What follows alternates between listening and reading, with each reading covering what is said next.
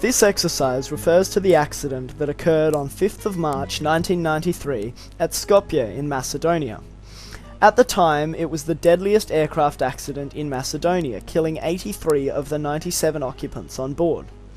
The report of the investigation into this accident states that a Fokker 100 seconds after takeoff experienced heavy vibrations followed by a sudden 10-degree right bank, a 50-degree left bank, and a 55-degree right bank. The right wingtip struck the ground, 382 metres past the runway end with a 90-degree bank. The wings separated and the fuselage broke into 3 pieces. The investigation into the accident determined the cause of the accident to be a lack of ice awareness of the flight crew and the flight station engineer to carry out spraying of the aircraft with de-icing or anti-icing fluid in meteorological conditions conducive to icing. In the above description, both visible events and the causes for those events are shown with a significantly high level of detail. Before using the GP1020 prototype, it is first necessary to set the situation as if the accident had just occurred, and it is obvious that the GP1020 program should be utilized in an investigation that begins in earnest. In other words, all that is currently known are the rough visible, as in from a very far distance, events that spectators would have seen. Shortly after the Fokker took off, it banked suddenly right, then left, then right again. At this point, the right wingtip struck the ground, the wings separated, and the fuselage broke into several pieces. The causes are not yet known, nor are the measurements in bank angle or distance time from the runway. It is possible to speculate that perhaps not all of the rough description would be found shortly after the accident either, but for this case study it is assumed as such.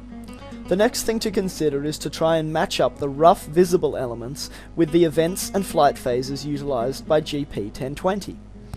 For now, and in most uses of the GP1020 program, the first thing to do is to choose the most obvious likely event with a known associated flight phases to begin questioning in GP1020. It is highly obvious that there is a link between the plane somehow colliding with the ground and it occurring shortly after takeoff. The corresponding codes would then be in-flight collision with terrain or water and takeoff initial climb.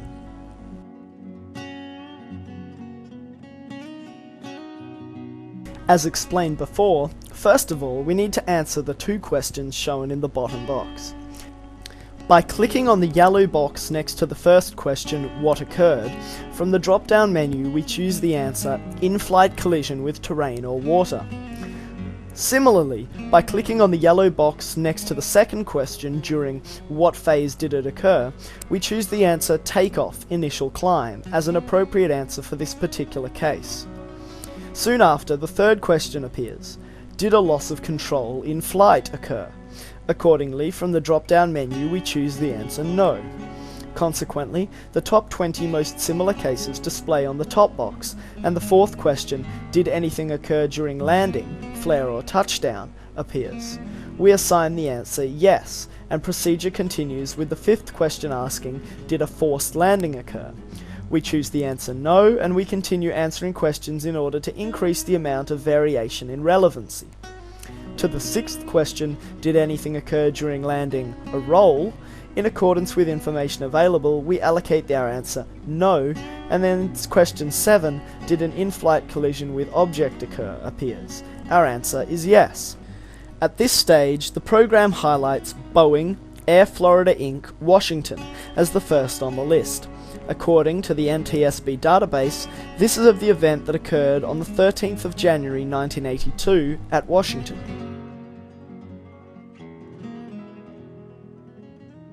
According to the NTSB database, a Boeing 737-222 crashed on takeoff from Washington National Airport in severe weather conditions.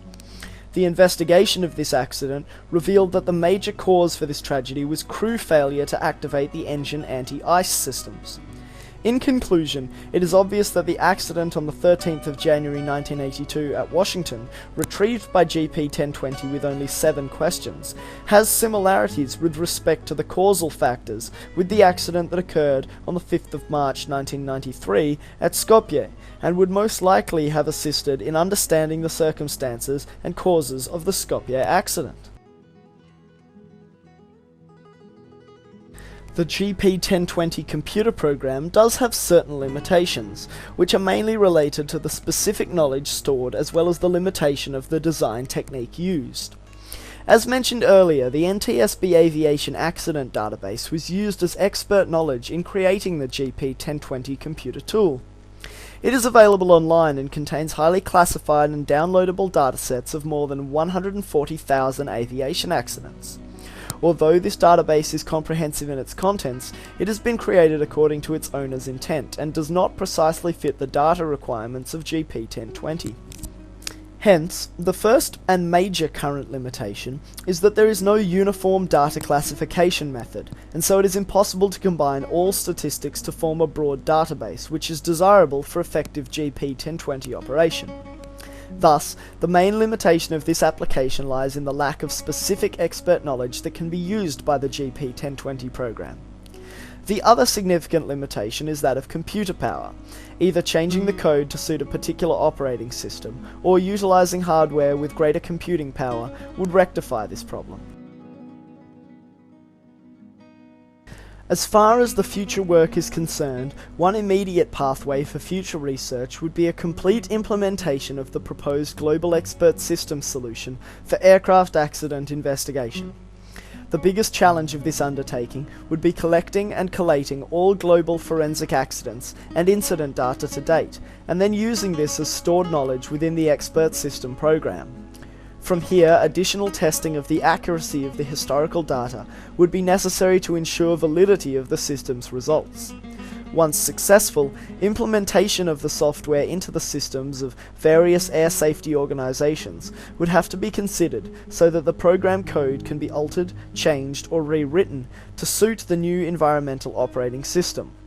It is certain that this task would be difficult and time-consuming, but nevertheless achievable and potentially very useful in the following areas. Firstly, facilitating and enhancing aircraft accident investigation outcomes. This program would be able to determine the causes of aircraft accidents and incidents with a high rate of accuracy. And secondly, a permanent assessment of safety threats to aircraft. The program would be able to rapidly link updated safety data from many different sources including aircraft, ATC, and other relevant sources in order to continuously assess the possible danger factors for aircraft accidents and provide instant measures to remove or reduce these threats. Once this software reaches a certain level of maturity, by significantly increasing the computation time and accuracy, it may well be able to handle emergencies on the fly.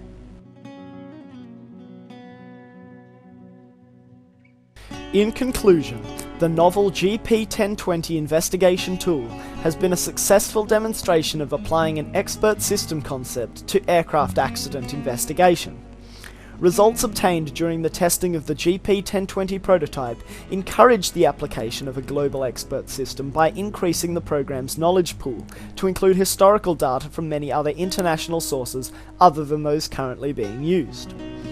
Finally, the expert system methodology developed for this application could potentially be successfully used in improving air traffic safety. A fully developed global system will be able to provide a continuously updated assessment of safety threats to aircraft in flight and provide crews with instant measures to remove or reduce those dangers. This could be achieved via a continuous communication of current information related to air safety, assessed with respect to prior historical data stored in the expert system program.